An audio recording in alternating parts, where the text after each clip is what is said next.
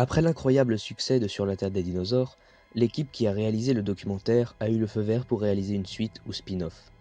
9 ans auparavant, dans le Wyoming, était découvert le squelette d'un allosaure complet à 90%.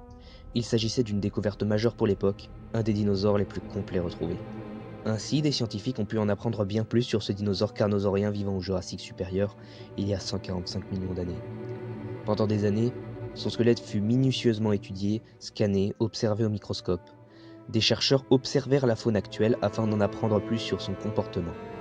Après ces années, Hal n'avait plus de secret pour eux. Le tournage put commencer du côté de l'équipe de réalisation, avec à sa tête Tim Hens, le réalisateur de Sur la Terre des dinosaures. La société des effets spéciaux était toujours Framestore CFC, et la société d'animatronique était toujours Crowley Creatures. Après un an de réalisation, de recherche et de travail sur les effets spéciaux, le documentaire L'incroyable aventure de Big Al, ou The Ballad of Big Al, a vu le jour. Le documentaire est un inédit ou special qui fait environ 30 minutes, est réalisé en 2000 par Tim Hens et est produit par la BBC. Cette fois-ci, le but du documentaire était de montrer la vie d'un allosaurus il y a 145 millions d'années, la faune et la flore qui l'entouraient, et de voir les différents événements qui auraient pu arriver au cours de sa vie. Ce nouvel épisode fut accueilli avec autant d'entrain que la première série et eut un bon succès à la télévision. Petit résumé de l'épisode. Il y a 145 millions d'années, dans un nid du Jurassique, petit Hal affronte son premier défi, sortir de son œuf. Après cela, lui et ses frères et sœurs partent du nid afin de ne pas attirer les prédateurs. Mais un allosaure d'1 an attaque la couvée. Pour survivre, les jeunes sont capables de tout. Big Al a à présent 1 an. Il mesure 3 mètres de long et les insectes ne sont donc plus suffisants. Cependant, à 1 an, il est encore trop inexpérimenté et la chasse se révèle infructueuse. Il se rabat donc sur une charogne de stégosaure. Cependant, un autre allosaure bien plus âgé a eu la même idée. De loin, il observe. La grande femelle allosaure, après avoir profité d'une bouchée de viande, se retrouve piégée dans la boue. Désormais, il faut éviter ce type de lieu. Big Al a maintenant 5 ans et n'est pas loin de la taille adulte. On le retrouve en train de traquer un diplodocus malade qui migre au milieu de ses congénères. Le troupeau forme une forteresse géante, mais après une longue bataille, ils réussissent à isoler l'animal et le dévorent. Hal sait qu'il ne doit pas s'imposer et s'éloigne avec un tout petit morceau. Hal a désormais 6 ans. Comme il est assez grand, il est mature sexuellement et les arrête sur son crâne rougi. Pas loin du lac, Hal trouve les excréments d'une femelle allosaure. Pour la première fois, il pousse un cri d'amour. Cependant, la femelle n'entend pas s'accoupler avec ce débutant. Elle attaque, et Hal est bien amoché. 5 mois plus tard, Hal va mieux même si son pied ne fonctionne pas encore correctement. Il se met donc en tête d'attaquer un petit groupe de dryosaures. Mais Hal chute et se casse un orteil. C'est cette blessure qui scellera son sort. Hal meurt dans le lit asséché d'une rivière. Il n'était pas encore adulte. L'eau qu'il était venu chercher causera un torrent de boue qui l'enveloppera et qui gardera son squelette intact pendant 145 millions d'années. Alors, aux 4 rubriques, j'en ajoute une, promotion. Il s'agira en fait d'un aspect dont je n'ai pas encore parlé dans le premier docu-review, la promotion de la série. À voir s'il y a assez de contenu pour la garder à l'avenir. En tout cas, pour Walking with Dinosaurs, il y a de quoi dire. Hein. Commençons donc avec la rubrique CGI animatronique. Au niveau CGI, j'ai pas grand chose à dire. La qualité est la même que la série, si ce n'est meilleure. Le modèle de l'allosaure a été amélioré pour être plus scientifique, ce qui est une bonne chose. Framestore aurait pu reprendre l'ancien modèle, mais la rigueur scientifique est passée avant les économies, et ça c'est cool. Faut savoir aussi que le modèle de l'apatosaure est un modèle de diplodocus retravaillé. Les économies, on les oublie pas quand même. Plus sérieusement, pour le peu qu'on les voit, c'est pas quelque chose de grave. Après, on a toujours les problèmes classiques des modèles de Sur la Terre des dinosaures, les parties qui se rentrent dedans, une tête de diplodocus qui bouge sur un coup très rigide. Mais bon, pas grave, on est en 2000 et Framestore commence les modèles de dino et autres, donc on leur en veut pas. Et il y a un truc qu'on peut pas leur enlever, c'est les animations. La marche des allosaures et des apatosaures est vraiment fluide et réaliste. Passons aux animatroniques. Selon moi, ils ont gagné en qualité. En tout cas, j'ai l'impression. Les animatroniques visibles sont des bébés allosaures, Hal adulte ou sa mère, un stégosaure mort, un allosaure moitié mort dans la boue, un diplodocus mort et une carcasse desséchée de Dryosaurus. Pour le coup, ils ont dû s'éclater à faire du dino crevé. Enfin bref, l'animatronique de l'allosaure adulte est juste magnifique. Beaucoup de détails d'écailles, pardon Pyro, de scuts. Des yeux très réalistes, une main et un pied faits à part afin de faire interagir les différentes parties ensemble afin d'avoir plus de réalisme.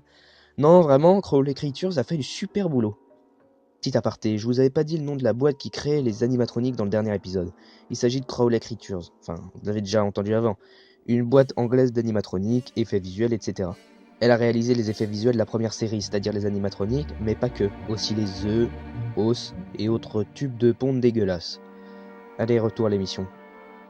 J'ai pas remarqué de problème pour les animatroniques en termes de mouvements étranges, du fait qu'on voit l'entièreté de l'animal, même les bords ou autres, donc c'est du très bon boulot. En résumé, les CGI sont du même niveau que la série Sur la Terre des dinosaures et les animatroniques sont meilleurs selon moi. Surtout ce fucking allosaure qu'il est beau bordel! Alors la musique, que dire? Bon sang, qu'est-ce qu'elle est géniale. The Fossil, juste The Fossil.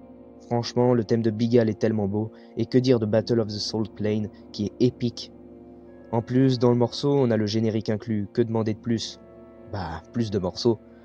Mais bon, il s'agit d'une sélection de morceaux faits par le compositeur. Donc on peut pas en demander plus. Dommage que les morceaux soient inclus dans le CD de Walking with Beast d'ailleurs. Je suis sûr que le passage de la boue, le thème retravaillé de Jurassic Forest et d'autres auraient pu se retrouver avec les trois, et former un album à part entière. Donc pour résumer, la musique est superbe, écoutez-la. J'en profite d'autant plus que j'ai le CD de Beast depuis peu et que les 1411 kilobits par seconde en musique, tu les sens, hein. La même personne qui a extrait la musique de Sur la Terre des dinosaures directement via les documentaires, l'a faite pour celui-là. Mais parfois la qualité est pas top, donc je vais peut-être m'y coller. Comme pour Chase by Dinosaur et Sea Monsters. Dites-moi ce que vous en pensez, même si personne regarde. Pour la rigueur scientifique, j'en ai déjà un peu parlé, le modèle de l'allosaure a été retravaillé pour être plus scientifique, même si Darren Orley, Skinner des modèles, a gardé la base du skin qui est devenu mythique à présent. Quand vous pensez à Allosaurus, vous pensez ni à ça, mais bien à celui-là. En même temps, ce skin est super classe, y a rien à dire. Mais je m'égare. On a un ajout de comportement tel que l'ornitholestes qui protège sa couvée, la migration des diplodocus, l'instinct maternel de la mère allosaure. Niveau scientifique, je vois pas de quoi redire, on en apprend encore plus et c'est génial. En même temps, il y a eu plusieurs mois de recherche scientifique pour cerner le comportement et la vue de Big Al et son environnement. Et dans le travail scientifique, il y a eu un superbe travail de mise en scène. Au fur et à mesure que la santé de Hal se dégrade, la sécheresse s'éternise et devient plus forte. Ainsi, lorsque Hal est au bord de la mort, le paysage est carrément transformé en désert, et c'est très fort comme boulot pour faire passer l'état de Hal visuellement au spectateur. Mais évidemment, il n'y a pas de documentaire de paléobiologie sans spéculation, et c'est une critique qui a été assez virulente à propos de la première série sur la Terre des dinosaures. En effet, on apprend grâce à Trilogy of Life, le bonus de Walking with Monsters, que des articles ont été publiés par des journalistes qui accusaient le documentaire de montrer des comportements spéculatifs en les transformant en vérité indiscutable, puisque le documentaire est fait de telle sorte qu'on a l'impression que les dinos ont été filmés dans leur milieu naturel. Par exemple, un journaliste a accusé le docu via la piste du Postosuchus. En effet, on n'a aucune preuve que le posto pouvait uriner comme ça, mais bon, on fait pas de paléontologie sans spéculation, surtout quand tu veux faire un documentaire. Sans spéculation, le docu les aurait montré manger des bouts de viande ou de plantes, chier et dormir, et le spectateur se serait légèrement ennuyé, je pense. Passons à la promotion, et là j'espère que je vais pas y passer trop de temps, il y a une quantité incomparable de produits dérivés pour Sur la Terre des dinosaures comparé à toutes les autres séries d'Impossible Pictures. C'est surtout des journaux et des livres. Petite liste de tout ce que je connaissais et de tout ce que j'ai pu trouver. Je vais tout mettre, hein, version VHS, version DVD, livres, jeux, etc. Allosaurus, The Life and Death of Big Al. Il s'agit d'un petit bouquin de 46 pages à propos de la vie d'un allosaure. Dinosaur Bones, un petit jeu puzzle pour promouvoir la série, dispo sur le site ABC, je vous mettrai les liens de tous les petits jeux dans les sources de toute façon. Dinosaur Memory Game, pareil, petit jeu sur le site d'ABC pour promouvoir la série. Cette fois, c'est un memory. Il y avait carrément toute une page sur le Walking with Dinosaurs, avec des infos sur la série, des vidéos, etc. La page a été archivée depuis, comme tous les petits jeux, mais ils sont accessibles avec la Wayback Machine. Dinosaur World, un logiciel permettant de se balader virtuellement au Jurassique supérieur, là où se déroule l'aventure de Big Al. Encore dispo en téléchargement, son point fort est qu'il tourne sur le même moteur que celui qui a été utilisé pour la série et le special. Dinosaur Worlds, qui n'est pas à confondre avec le précédent, est une série de 6 petits jeux interactifs qui prennent place dans les 6 épisodes de Sur la Terre des dinosaures, et l'objectif est de découvrir l'environnement. Giant Walking with Dinosaurs Special, un magazine de 24 pages avec plusieurs rubriques sur les dinos utilisant les images de la série. L'album CD de la série, album sur CD regroupant les principaux thèmes de la série, très bon album qui plus est, un must-have si vous êtes fan selon moi. La série de jouets Walking with Dinosaurs comptant 20 animaux de la série, plus l'Ornithocheirus, un jouet très rare et exclusif à la série de magazine Walking with Dinosaurs. Puisqu'on en parle, la série de magazine Walking with Dinosaurs, une série de 17 magazines incluant des infos sur les dinos, des jeux et des cadeaux. Les 4 premiers sont nommés Walking with Dinosaurs, et ensuite Discovering Dinosaurs. L'éditeur a supprimé quasiment toutes les images de la série, même si les dinos et les faits sont quasiment tous issus d'elle. En voilà un qui a perdu les droits. Walking with Dinosaurs Annual 2001, Un livre de 64 pages. Il contient des infos sur la production de la série, les dinosaures aujourd'hui, le travail de paléontologie et des jeux. Walking with Dinosaurs World. Un livre de 114 pages présentant les animaux de la série avec des faits, des infos, de grands paysages, mais encore adapté à un lecteur encore jeune. Walking with Dinosaurs Photojournal, un petit livre pour enfants de 7 à 10 ans de 48 pages qui est fait pour remplacer le livre compagnon Walking with Dinosaurs, A Natural History. On en reparlera après de ce bouquin. Walking with Dinosaurs 3D Dinosaur Book, un petit journal de 24 pages avec plein d'images de dinos en 3D, fourni avec des lunettes 3D bleu-rouge, tu sais, celles qui te font mal aux yeux et qui te donnent la gerbe. Walking with Dinosaurs Sticker Book, un tout petit truc de 11 pages avec des stickers à coller sur des paysages. Le CD-ROM Walking with Dinosaurs, un CD-ROM interactif avec des jeux et 3 paysages avec des dinos animés.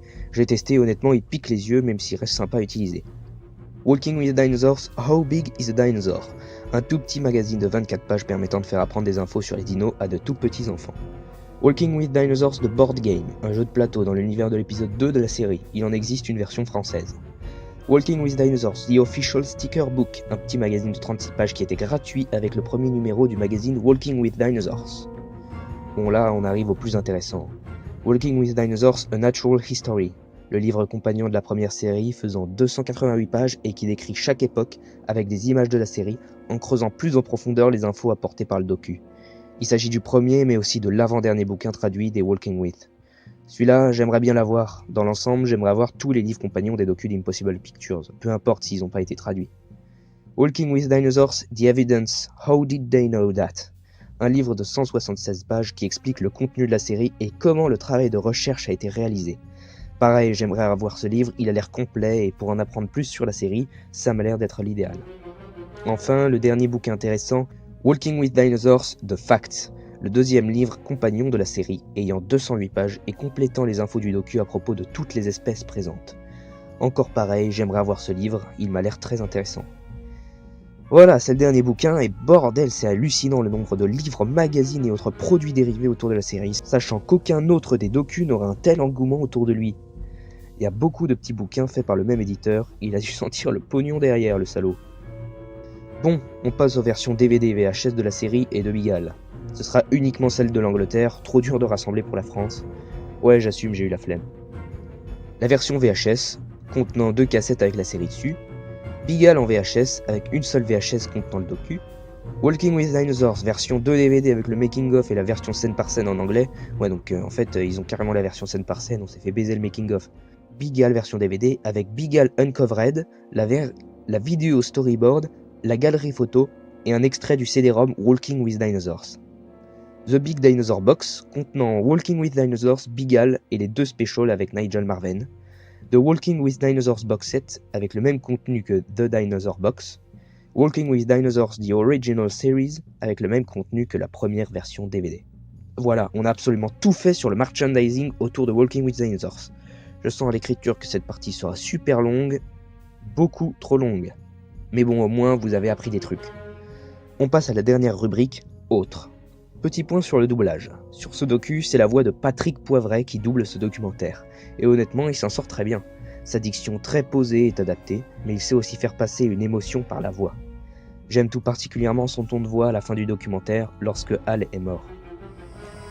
À leur grande surprise, ils tombent sur une proie bien plus importante.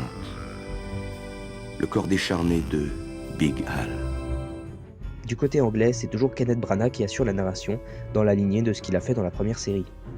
Comme dans la première série, la traduction française omet des détails dans la narration. Toute petite partie sur les bruitages, toujours réalisés par Adal Foy. Je trouve que les bruitages sont de la même qualité que la série originale. Ils ont même largement étendu le répertoire de sons de l'allosaure, ont ajouté quelques sons pour le diplodocus, ont changé carrément le son de l'ornitholestes. D'ailleurs, quand j'étais gosse, de tous les bruitages de la Walking With, c'est celui que j'aimais le plus. Ce raclement de l'ornitholestes, je le trouve ultra stylé. Ce documentaire, c'est le premier que j'ai eu en DVD il y a environ 8-9 ans. Autant dire que niveau affect, on est sur du très haut level. Je l'ai regardé un nombre incalculable de fois et je pourrais limite réciter le documentaire par cœur. Donc pour ma note personnelle, ce sera 9 sur 10. En termes de rigueur scientifique, j'ai pas vu spécialement de soucis, donc ce sera 7,5 sur 10. Certaines infos sont erronées par de nouvelles découvertes, mais l'ensemble reste plus stable que Walking with Dinosaurs. Enfin, pour l'histoire, ce sera 8,5 sur 10. Une très bonne histoire qui s'enchaîne bien et qui montre toutes les facettes de la vie d'un allosaure. Voilà, j'espère que ce docu-review vous a plu, j'espère que la partie sur les produits dérivés n'a pas été trop longue. Je suis pointillé et j'ai envie de montrer 95% de tout ce qui a pu se passer autour de l'univers Walking With et de vous apprendre des trucs autour de ce dit univers. On se retrouve je sais pas quand pour passer au poil et aux plumes. Salut tout le monde.